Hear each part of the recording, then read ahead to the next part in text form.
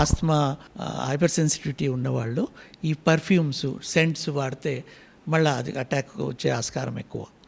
So they should avoid ఇది. తర్వాత ఫుడ్లో కూడా కెమికల్స్తో యూజ్ చేసిన ఫుడ్స్, జంక్ ఫుడ్స్, అది బయట ఫుడ్స్ మనకు తెలియదు కదా ఏమేమి యాడ్ చేస్తారో, అవన్నీ ట్రిగర్స్ కావచ్చు. అదే ఇది వాతావరణం ఒకటి కారణము. ఇంకోటి ఇన్నర్ వాతావరణం, మన యాంగ్జైటీ, డిప్రెషన్ ఉన్న వాళ్ళకు కూడా ఊపిరితిత్తుల్లో మూసుకుపోయే తత్వం బయటి వాతావరణం చేంజెస్ వచ్చినా, లోపల వాతావరణం చేంజెస్ వచ్చినా కూడా అటాక్ వచ్చే ఆస్కారం ఉంటుంది.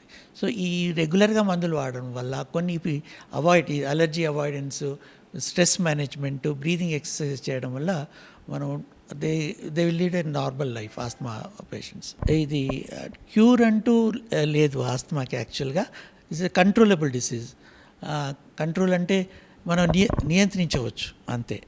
మెడిసిన్స్ వల్ల నియంత్రించవచ్చు, అలర్జీ అవాయిడెన్స్ వల్ల నియంత్రించవచ్చు అనమాట. ఒక్కొక్కసారి చాలా మటు చిన్నపిల్లలకి వచ్చినప్పుడు ఒక్కొక్క ఏజ్ అయిన తర్వాత 50% వాళ్ళకి తగ్గిపోవచ్చు ఆస్తమా. సో ఇదంతా వాళ్ళ జెనెటిక్ కాంపోనెంట్ ప్లస్ వాళ్ళ ఎన్విరాన్మెంట్ కాంపోనెంట్ వల్ల తగ్గిపోవచ్చు అమ్మా. సో దీన్ని క్యూర్ అంటూ అని చెప్పడానికి లేదు. లైక్ టీబీని ఎట్లా మనం క్యూర్ అంటాం, కానీ దీన్ని క్యూర్ అని చెప్పడానికి లేదు. కానీ టోటల్గా దాన్ని కంట్రోల్ చేయొచ్చు. ఆస్తమా లేదనే చెప్పొచ్చు. ఆ పేషెంట్ సరిగ్గా డాక్టర్స్ని కలవడము, కరెక్ట్గా వాళ్ళ అడ్వైస్ ఫాలో కావడము, మెడికేషన్ వల్ల they can have a totally normal life.